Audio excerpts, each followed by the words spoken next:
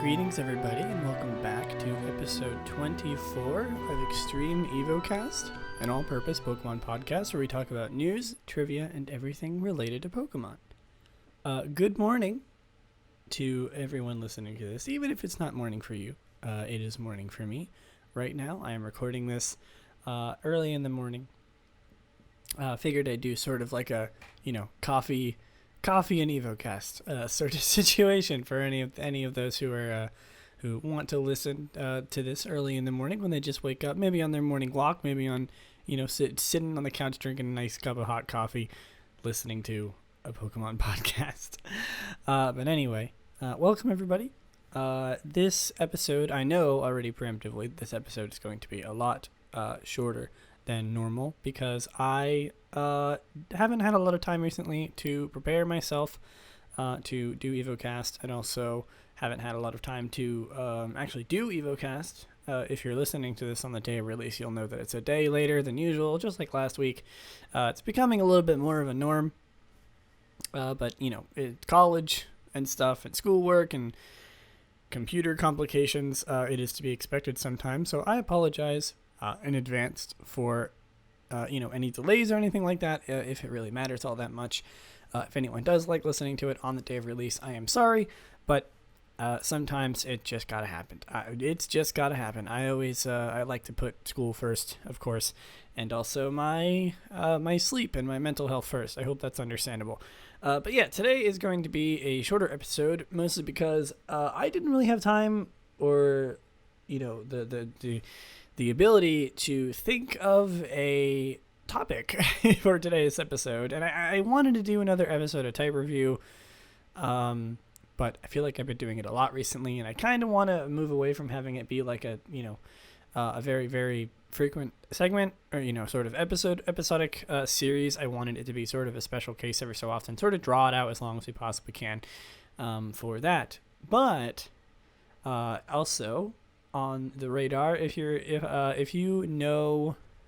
a big follower of this podcast, which I don't think at the time of listening to this anyone really is right now, but if you've come to notice, next episode is my 1 year anniversary for Evocast, and I am doing something very special for next episode 25. I thought originally, with my math, I think I talked about this last time or 2 episodes ago, that my math was wrong. I thought that the 23rd was going to be the 1 year anniversary, but it actually wasn't. It's the 25th because of how dates and months and stuff work. I was wrong, and it is actually the 25th. Funny enough, that is going to be the 1 year anniversary of Evocast, and I'm very, very excited. It's been a really long way. Obviously, I'll talk more about this in the future with sort of when the 1 year anniversary happens. February 21st, I believe it will be released, because February 20th was the first episode of Evocast. February 20th, 2019, and next episode is going to be released on February 21st. And I'm so excited. Seriously, I'm so excited. And I will say just a preemptive thank you for listening into this podcast. It really, really means the world to me. But like I said, this episode's going to be a lot shorter than usual. I don't have a topic planned for today, so we're just going to go over some of the news, some of the new things that have been coming out in Pokemon. We have quite a lot to talk about, which is good. Not a lot specifically, but things that have a lot of content in them, I suppose.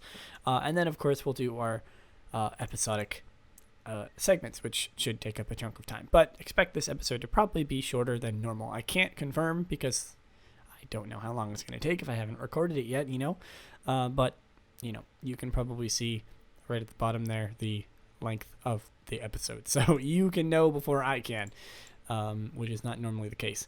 Anyway, probably the biggest news, I would say, maybe not. We have something else that's pretty big coming up, but probably one of the biggest is Gigantimax Toxtricity is coming. The latest news for Pokemon Sword and Shield has been released. It is confirmed that Gigantimax Toxtricity will be available in raid battles from February 7th to March 9th. So, tomorrow. Yes, tomorrow. It is the 6th. the morning of the 6th, the morning of the day I'm supposed to be releasing this. Like I said, early morning episode. But it'll be available in raid battles from February 7th to March 9th. Oh, to March 9th. I thought it was, my brain read that as February 7th to February 9th. And I'm like, oh, wow, it's only going to be, available for 2 days. Nope. Amped form will be exclusive to Sword, and low-key form will be exclusive to Shield. The Gigantamax variant has not been available for now, so it's the first time that we're able to get Gigantimax Toxtricity. And I was going to look at the sort of description of Gigantamax Toxtricity, but it doesn't have a description yet because it is not out yet. So I can't really talk about it. It is 78 feet tall, and it is question mark pounds. So yeah, well, we don't know really anything about it, but we do know that it's coming soon, and it's very exciting. We're slowly coming in on getting every single Gigantamax Pokemon, and that is exciting. Yeah, Toxtricity is just another one to mark off the list. I'm surprised. You're probably thinking that you're probably surprised we didn't start off with Pokemon Go news. We have quite a lot of Pokemon Go news, actually, and I wanted to save it for sort of sporadic, because considering that the news is going to be the biggest part of today. And like I said before, I apologize if my voice is very soft or deep and, gravelly. It's because I just woke up. But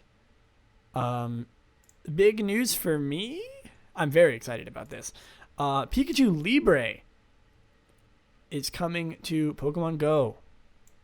They have confirmed, Niantic has confirmed that only players who participate in the upcoming Season 1 of the Battle Go Pokemon League will be able to get it. Ooh, I'm going to have to do that because I'm really excited about, I really, really like Pikachu Libre. If you know me, if you know anything about me, I'm very excited about Pikachu Libre.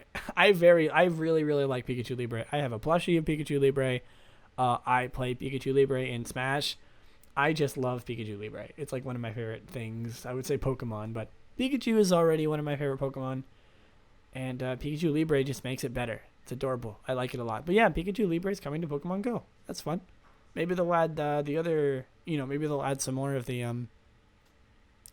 cosplay Pikachus. I hope so. Next on the agenda is discussion about Pokemon Home. Pokemon Home has had a little bit of information released for it, which is really exciting. That sounded sarcastic, but it was not. Okay, Pokemon Home. It was a little while ago, so it's probably already new news, or not new news anymore. But I have not had an opportunity to talk about it. I'm going to read this off of Cerebi. Thank you, Cerebi. As I say every time, the latest news for Pokemon Home has been released. We're currently complying all the details, so keep checking back. The app has a free plan and a premium plan. Free plan stores 30 Pokemon and can use the GTS and send Pokemon to the Wonder Box and participate in room trades. The premium plan can store 6,000 Pokemon, transfer Pokemon from bank to home, host and participate in room trades, store 10 Pokemon through the Miracle Box at a time, hold 3 Pokemon in the GTS, and have a judge function. The Switch version can connect with the mobile Let's Go, Pokemon Bank, and receive BP. Oh, yeah. The mobile version can connect with Pokemon Bank, do trades, and receive mystery gifts. The price is $2.99 a month, or $2.99 a month, or $5 for 3 months, or $16 for 12 months. Pokemon Home includes a full national dex to check across all the games connected to the app. To coincide with the Pokemon Home's launch, Pokemon Bank and Pokemon Transporter will have a 1-month free cost. So you can get Pokemon Bank and Pokemon Home for free. Or Pokemon Bank and the Poke Transporter. That's fun. The game includes Wonder Box, which acts as a Wonder Trade. A GTS room trade will let you join a room storing up to 20 people where you can trade things at random, and Friend Trade to trade with your friends. Just trade with your friends. Mystery gifts are included in the game.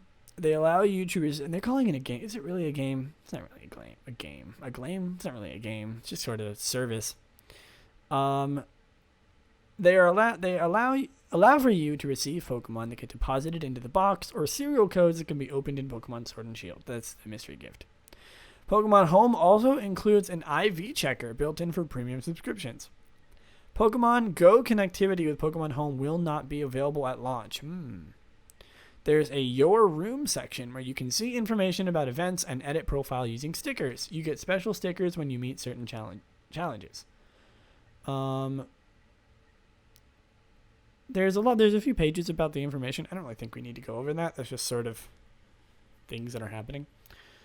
We've received some clarifications about how some elements in Pokemon Home work. As suggested, it's confirmed that if you have the premium plan on Nintendo Switch, you will have it on the mobile version, and vice versa, if the apps are connected to the same Nintendo account. That is a good thing. You do not need Nintendo Switch Online to access home features on the Nintendo Switch version.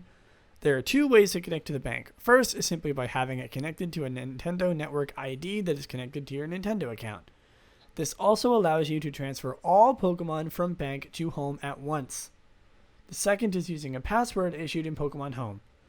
If you enter it in the bank, it will connect the two so you can transfer. This allows you to transfer Pokemon box by box. So that's fun. There was a diagram that I saw. Let me see if I can find it, because I want to go over it. Here are all the screenshots about how the game works. It looks good. I mean, it looks just like a, kind of like how you'd expect Pokemon Bank, sort of with like a Pokemon Go aesthetic added to it. It's very nice looking. If you haven't seen it yet, I recommend going to Cerebi and looking up how it works. There was a thing, I forget what it was. Let me look it up. Let's see if I can find it. Because there was a diagram that I saw that was very. Oh, here we go. Oh. Yeah, here we go. Okay, so this isn't official, but there is an infographic that shows us the ways to transfer all Pokemon to Pokemon Home. Let's take a look at this. How do I find this? It's from Reddit. Okay, it is from Yami Artio, user Yami Artio on Reddit. Let's go over this right now. So I'm gonna start at the very beginning. We're gonna go over the entirety of the Pokemon franchise and look over and look at how we can transfer Pokemon. Are you ready for this? This is going to be a long thing. Not really. So starting with Pokemon Stadium, Nintendo 64, Pokemon Stadium, and Pokemon Stadium 2. You can take your Pokemon and put it into all of the... you can put it into Pokemon Gold, Silver, Crystal, Blue, and Red on your Game Boy. And then by backing up your save and using Homebrew on your 3DS, you can transfer it to the Virtual Console version of the Pokemon of those games, which that's probably the most, that's probably the most unorthodox version, I think. Using Homebrew to put it into the Virtual Console, it's fine. And then you can send it to Pokemon Bank. We will get back to Pokemon Bank later.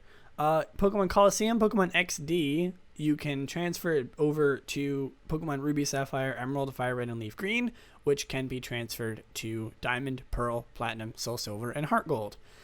You can also transfer Pokemon using the Pokewalker from the Pokewalker to the Nintendo DS games, only using Heart Gold and Soul Silver.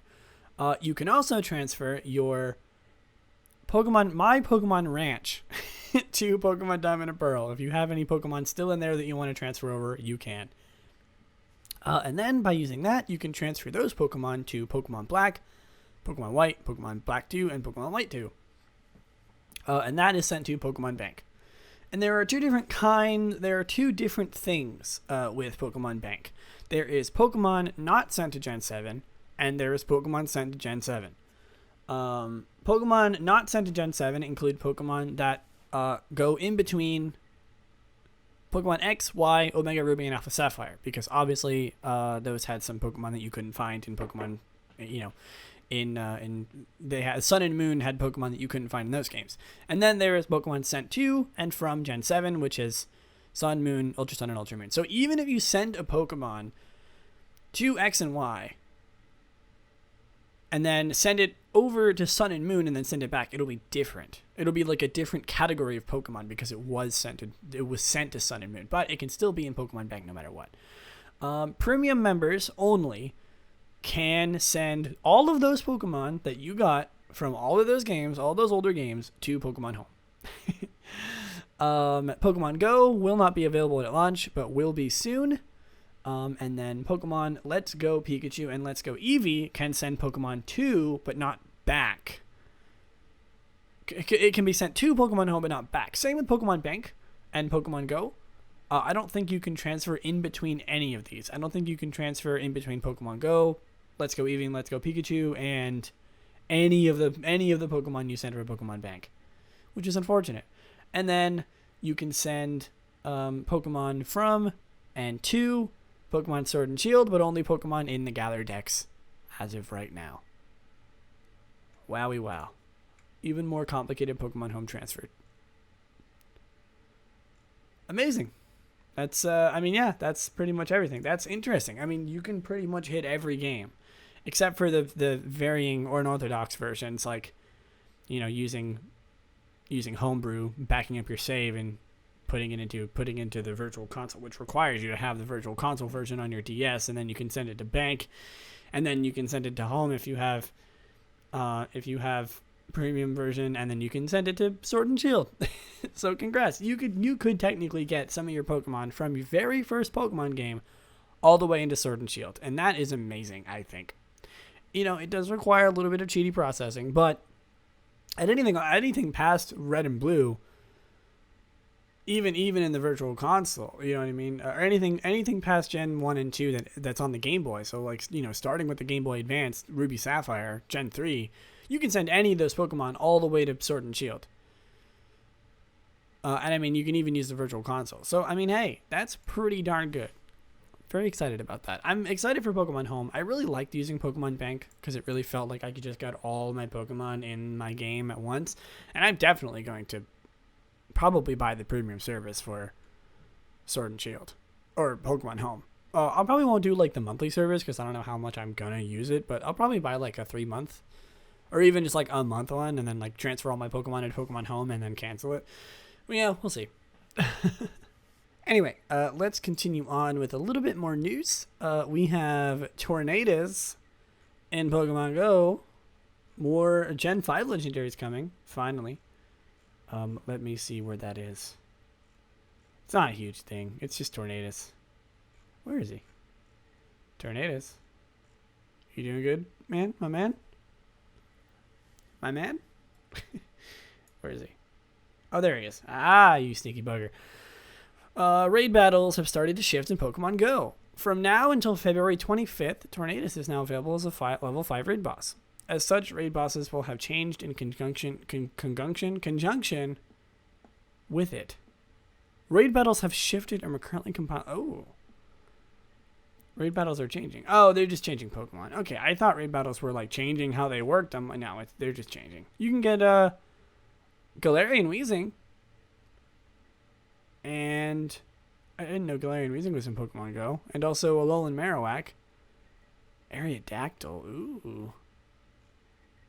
Anyway, you can find, there's a lot of Gen 5. There's Blitzel, Roggenrola, Timber, Clink, and Cubchoo that you can now find, and Excadrill, and Tornadus, of course, that you can find in Pokemon Go raids. That's fun.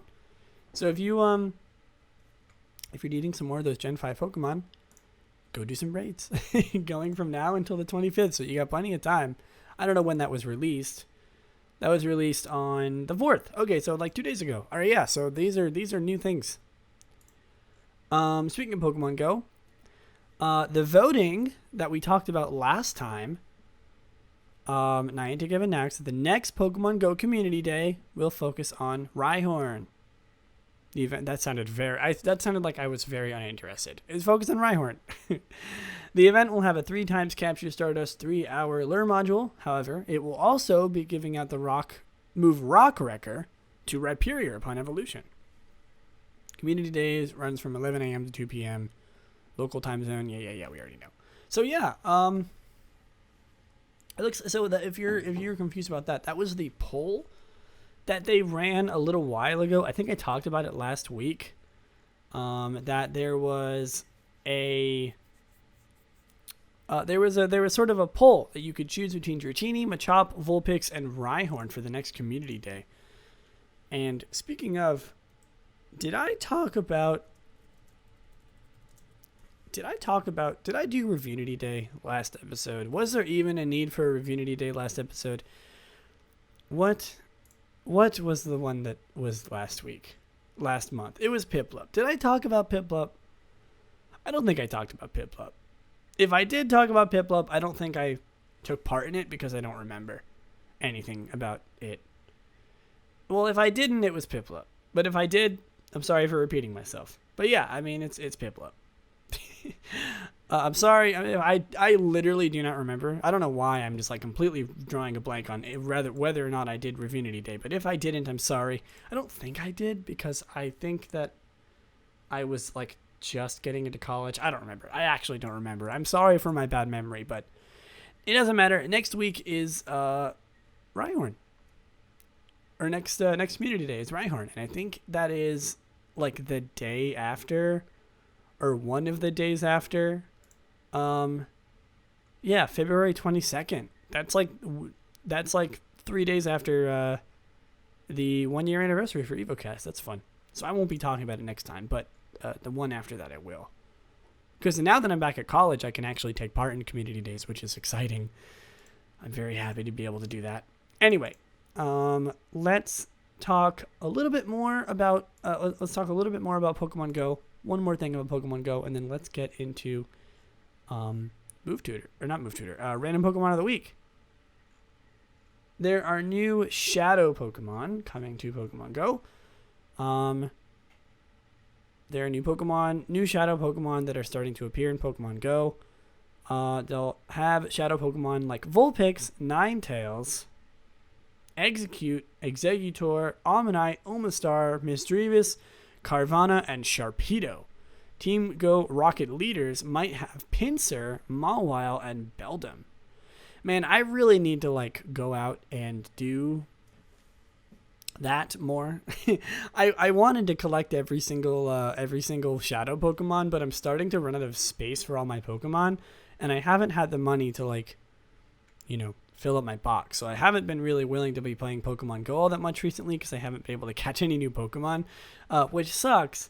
But I really want to try and get all the Shadow Pokemon as well as collect like all the Pokemon in the Pokedex. So I have a lot of catching up to do. But it's fine. I'll get to it eventually. Like I said, I haven't been at college because of winter break and stuff, so I'm kind of just starting to get back into the feel of Pokemon Go. I didn't play for like 2 months, and it's been taking a toll on me. I need to play more Pokemon Go. Anyway, getting away from the Pokemon Go talk, let's get into the first segment of today, which is Random Pokemon of the Week. You all know it, everyone's favorite segment where we talk about a random Pokemon every episode. I said it correctly this time, mind you. And this episode's random Pokemon is Vileplume. I just realized I have to find the Smogon page for Vileplume. I forgot that I did that because I think like the last two Pokemon they didn't have Smogon viability. So Vileplume is a dual grass poison Pokemon introduced in Generation 1. Do I even have to say that? You all know who Vileplume is. It's Vileplume. It evolves into Gloom when exposed into a Leaf Stone. It is one of Oddish's final forms, the other being Blossom. Wowie, wow. Vileplume is the flower Pokemon. It has the abilities Chlorophyll and Effect Spore as its hidden ability. It has a 50% male, 50% female catch ratio. Yeah, 50% male, 50% female gender ratio, and a 45 catch rate. It is 3'11". It's a lot bigger than I thought it was. 1.2 meters. That is big. That's like waist high. Well, I mean, that's actually not as big as I thought. I mean, it is based on like the biggest flower ever. I mean, it's fine. 3'11" sounded a lot bigger to me than I thought it was, and then when I remembered that's like waist height for me, it's not that bad. Well, I mean, actually, that's like 4 feet. That's not waist height. That's like That's like tummy height. That's still pretty big. That's pretty big. 41 pounds, 18.6 kilograms. It's a plant. You don't expect it to be too heavy. Let's see. Let's look at something about Vileplume. Vileplume, the interesting thing about Vileplume is something that was fun. It's the first Pokemon that I ever shiny hunted for. Well, Oddish was, but I evolved it into a Vileplume. I forget what I named it. I don't remember what I named it. That's sad. I wonder if I even still have it. But it was the first Pokemon I ever shiny hunted for, and I didn't know how to shiny hunt. It was an X and Y. And I was younger, and I didn't know how to shiny hunt. So literally, I just ran around in the grass until I found a shiny Pokemon. I didn't know how to do, like, I don't think I even beat the game yet at that point, so I didn't have the radar. I didn't know how to master the method. I didn't know anything. So I just ran around in the grass until I didn't know how to horde hunt even. So I just ran around in the grass until I found a shiny, and it was an Oddish. Oh, it's not my first shiny ever. It was the first shiny Pokemon I ever hunted for. Let's read some Pokedex entries for Vileplume. This is from Red and Blue. The larger its petals, the more toxic pollen it contains. Its big head is heavy and hard to hold up. Oh, you mean like the plant? I was like, its whole body is a head. It probably just means the flower. I wouldn't call that a head. I mean, I wouldn't call the flower on top of Vileplume its head. I would call it its... It's not a hat, but it's not its head. I mean, it's part of its head. I wouldn't call it its head. Anyway, I'm going way off tangent. Flaps its broad flower petals to scatter its poisonous pollen. The flapping sound is very loud. I like how they had to clarify that the flapping sound is very loud. Yellow. That was from Yellow. Generation 2, it has the world's largest petals. With every step, the petals shake out heavy clouds of toxic pollen. In Silver, its bud bursts into bloom with a bang. Ooh, I like that alliteration. The bud bursts into bloom with a bang. It then starts scattering allergenic poisonous pollen. There's a lot of alliteration in that. I like that. Someone had fun with that. Someone doing the translation for Pokemon Silver Pokedex entry for Vileplume had fun. Vileplume's toxic pollen triggers atrocious allergy attacks. What is with these alliterations? Atrocious allergy attacks. That's why it's advisable never to approach any attractive flowers in the jungle, however pretty they may be. It's in seasons when that was from Ruby. In seasons when it produces more pollen, the air around a Vileplume turns yellow with the powder as it walks. The poison is highly toxic and causes paralysis. Yikes, I wouldn't want to have a Vileplume as a Pokemon. It sounds horrible. Like in certain times of the year, you just like couldn't let it out because it would just spread poisonous pollen all over your house. And I'm allergic to pollen, so I'd probably die if I was near Vileplume for like 2 seconds. This Pokemon has no Pokedex entries in Sun and Moon. Was it not in Sun and Moon? What? Could you not get Vileplume in Sun and Moon? It didn't have a Pokedex entry? Doesn't every Pokemon have a Pokedex entry in Sun and Moon? It's really not. What?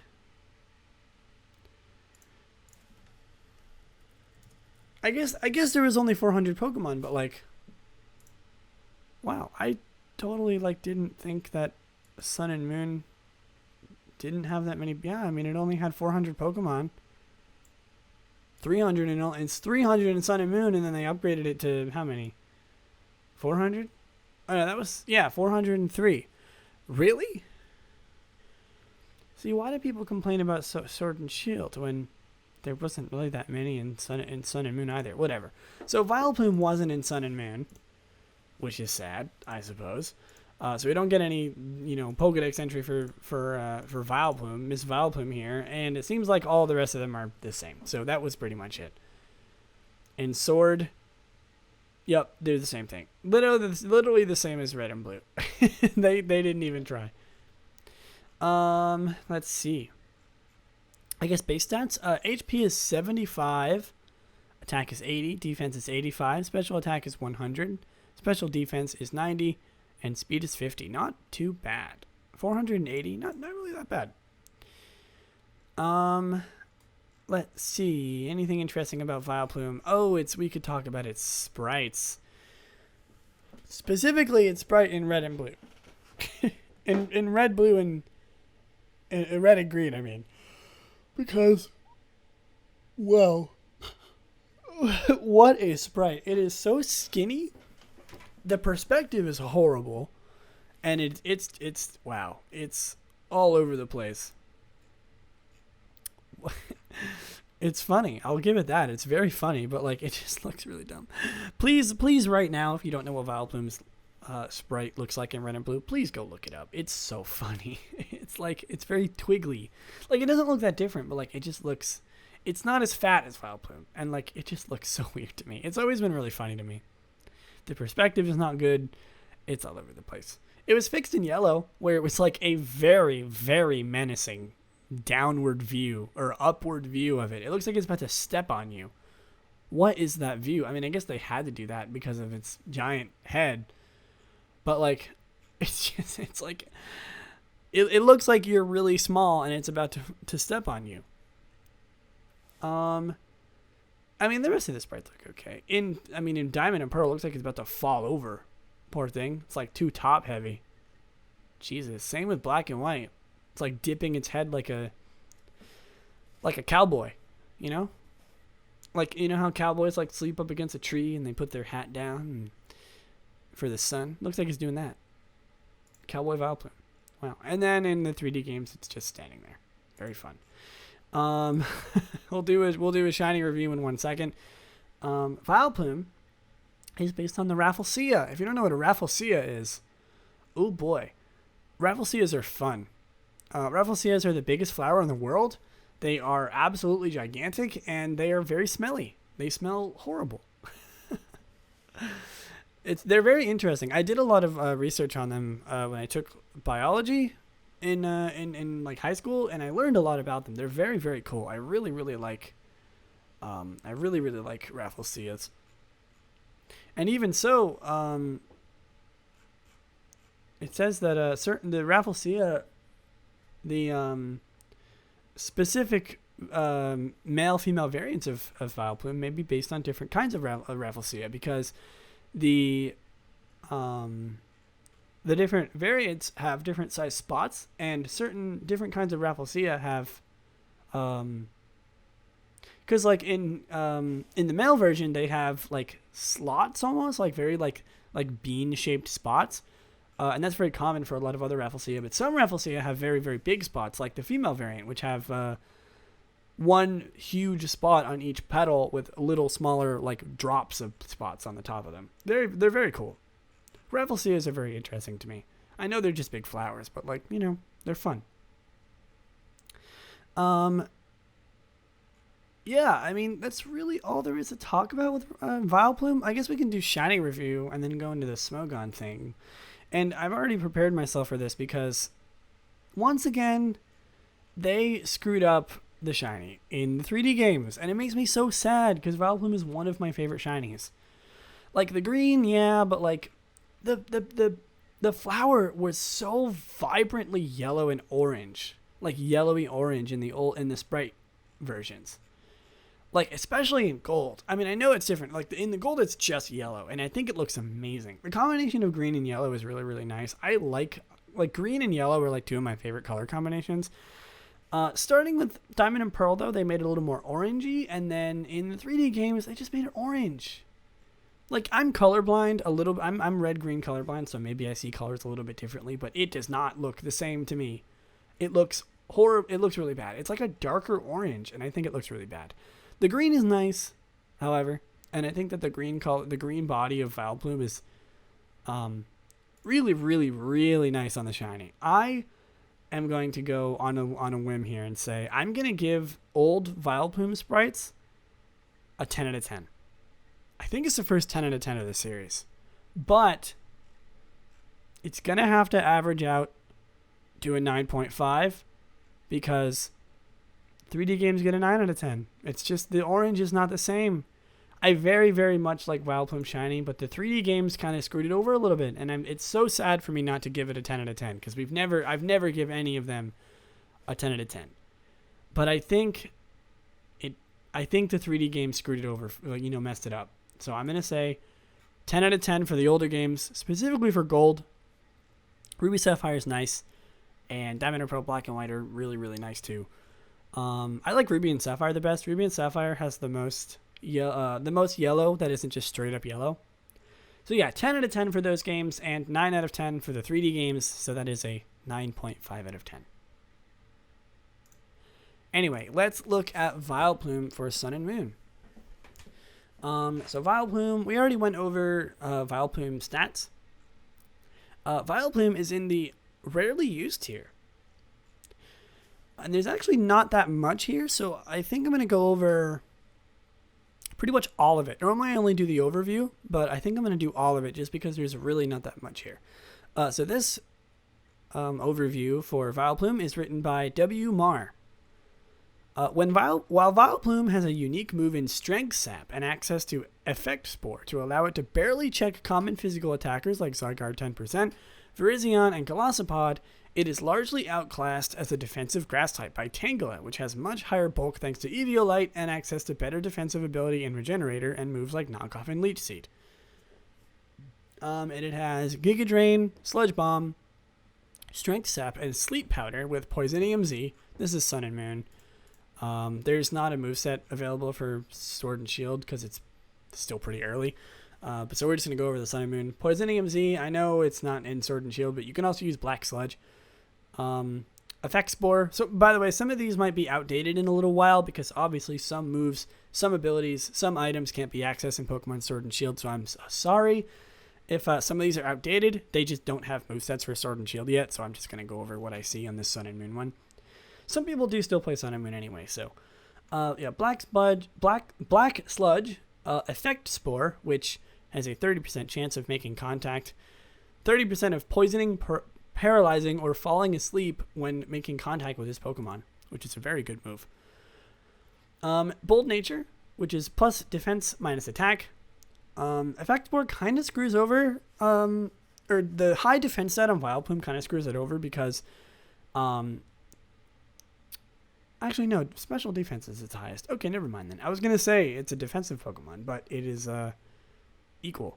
Pretty much equal in special defense. It has 5 more special defense and defense. So actually, theoretically, you would actually want to hit Vileplume with a special attack. Or with a physical attack. So Effect Spore actually does help it there. Vileplume's best set allows it to barely check common physical attackers like Virizion and Golisopod with Poisonium Z. Vileplume can put them to sleep with Sleep Powder, then lower their offenses while keeping itself healthy with Strength Sap and Giga Drain. While it has a slightly better offensive presence, Vileplume is still largely outclassed by Tangela, which has superior defensive presence. Unlike Tangela, Vileplume is very vulnerable to Metagross, since Metagross is immune to Strength Sap thanks to Clear Body and can heavily damage Vileplume. Because Strength Sap is such a high thing, some people might not know what Strength Sap does. It is an attack that lowers the target's attack by 1 stage, and it restores its HP equal to the target's attack stat, calculated with its stat stage before this move was used.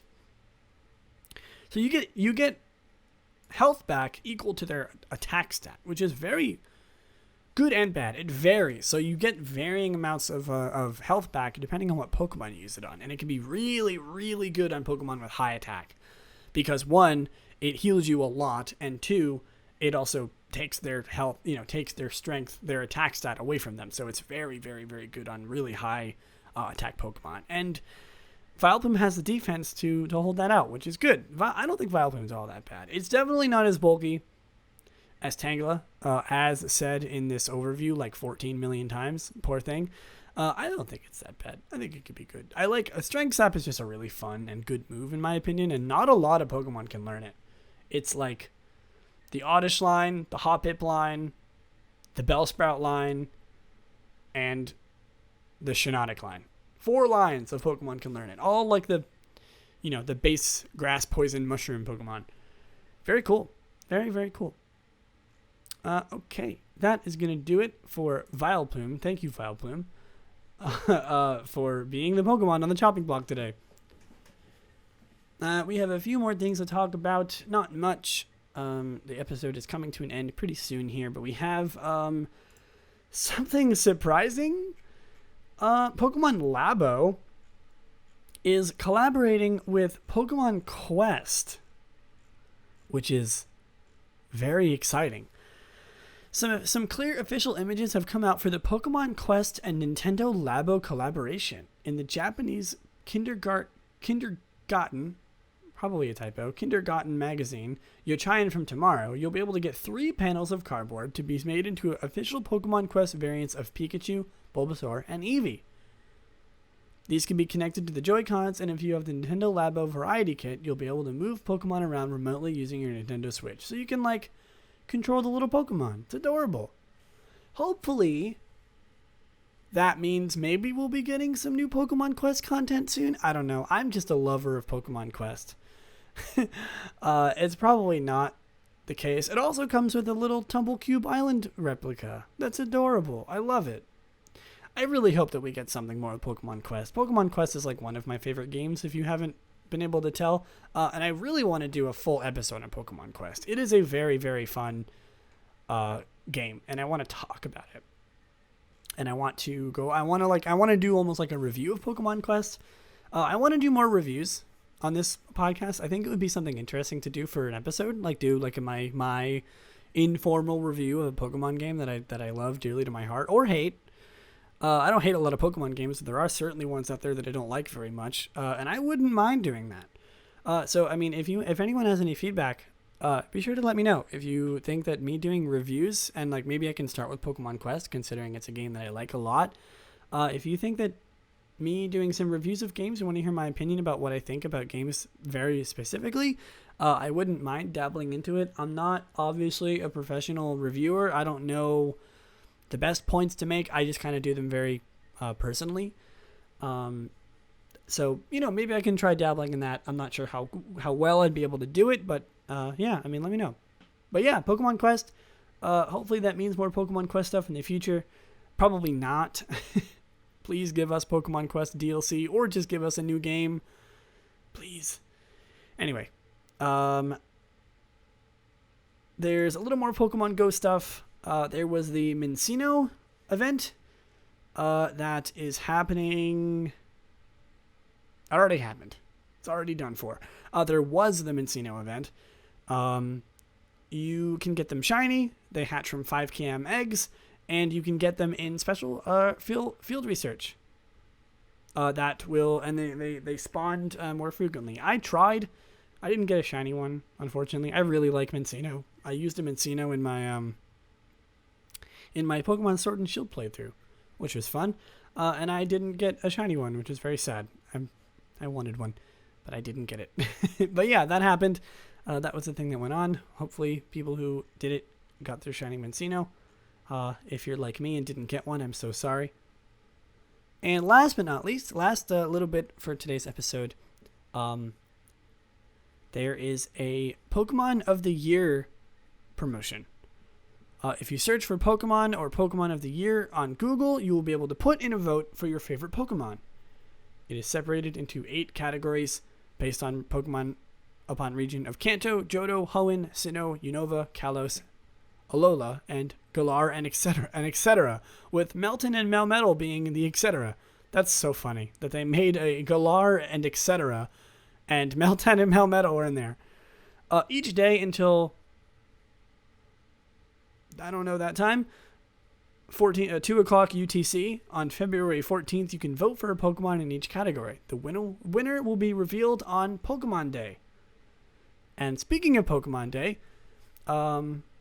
there's a Pokemon Day event in Pokemon Go. It features Eevee and Pikachu wearing party hats, and Bulbasaur, Charmander. Okay, let me rephrase that. Eevee and Pikachu wearing party hats in the wild, and Bulbasaur, Charmander, and Squirtle with party hats in 7km eggs. Armored Mewtwo returning to raids with the move Psystrike, and clone Pokemon, including Venusaur, Charizard, and Blastoise. Probably to promote the new Mewtwo Strikes Back movie, which I didn't really talk about, but I'm very excited for. There was a new English trailer, which showed us a lot more stuff. If you haven't seen that, you should definitely check it out. It's very, very cool. I'm really excited for that movie. And clone Pikachu, including in the Ghost Snapshot. 2 special trades a day for plays. No idea what that means. It runs from February 25th to March 2nd. There's also a raid day featuring Nidorino and Gengar wearing party hats on March 1st, 2020. Both could be shiny. Gengar comes with Lick and Psychic. Wow. Pokemon Day. Fun, fun, fun. So yeah, they're doing some Mewtwo Strikes Back stuff, which is cool. Adding some of that stuff to Pokemon Go. Of course, they already did the Armored Mewtwo for the movie, but it seems like they're adding a few more. Very, very fun. And that is going to do it for the news, for everything that we wanted to talk about today. Hopefully it was enough. I know, like I said, this is kind of a shorter episode. Sort of just an update, because it's been a little while since I've done Evocast, and I wanted to just relax and do something early in the morning and just talk about some of the new stuff that's coming. But last but not least, we are going to end this episode today with Move Tutor, everybody's favorite segment where we talk about a random move every episode. And this episode's move is number 43. Hold on a second.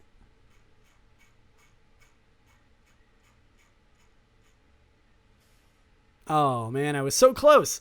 Vileplume is number 45.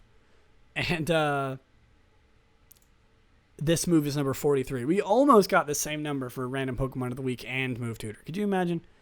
If only I had gotten Oddish. If I had gotten Oddish instead of Vileplume, we would have gotten the same. But, yeah, move number 43 is Leer. Leer is a non-damaging normal type move introduced in Generation 1. Everybody knows what Leer is. It's Leer. It's, you go on Route 1, you find your level 1, level 2, level 3 Pidgey, and it uses Leer, and you're like, what in the heck? It's the move that gets replaced immediately whenever you get a new move when you get Vine Whip or Ember on your starter. It's Leer. It's like the variant of Growl. It's just, it lowers the defense stat of all adjacent Pokemon by 1 stage. If powered up by Normalium Z into Z Leer, the user's stat attack raises 1 stage. It literally has 0 other things. It has not changed. It has not done anything different. It's always done that. Leer can also be used as a part of a Pokemon contest combination, giving the extra user an extra 3 appeal points if either the move Rage or Scary Face was used in the prior turn. It can also be used to start a combination, causing certain moves Bite, Feint Attack, Glare, Horn Attack, Scary Face, Scratch, Stomp, and Tackle to have their base appeal points doubled if used in the next turn. Okay, it has a PP of 30 and an accuracy of 100%. That's about it. There are so many Pokemon that can learn Leer. Amazing. It's Leer. It's literally Leer. What else is there to say? Is there any trivia about Leer?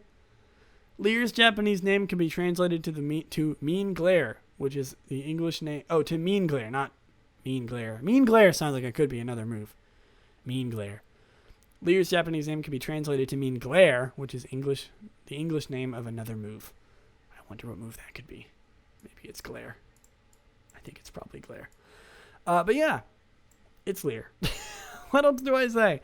There's certain moves in Move Tutor that are just like, what else do I say? It's, it's not the best, it's not the most information driven segment, but it is fun to kind of give recognition to these moves and put them in the time, put sort of an archive is the way that I like to look at it. Same thing with Random Pokemon of the Week. Eventually, if I ever do, God knows, 900 episodes of Evocast, which would take me like 40 years. Maybe. Who knows? You never know. Maybe we'll eventually talk about every single Pokemon. But anyway, I think that is going to do it for me for today.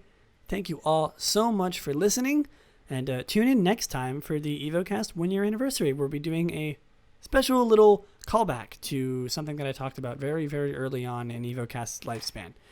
Lifespan? That's not the right word. You know what I meant. I'm not going to say exactly what because I don't want to spoil it. But yeah, look forward to it. I'm very, very excited to do that again. and it'll be chock full of content. So thank you all so much for listening, and I'll catch you next time. Bye.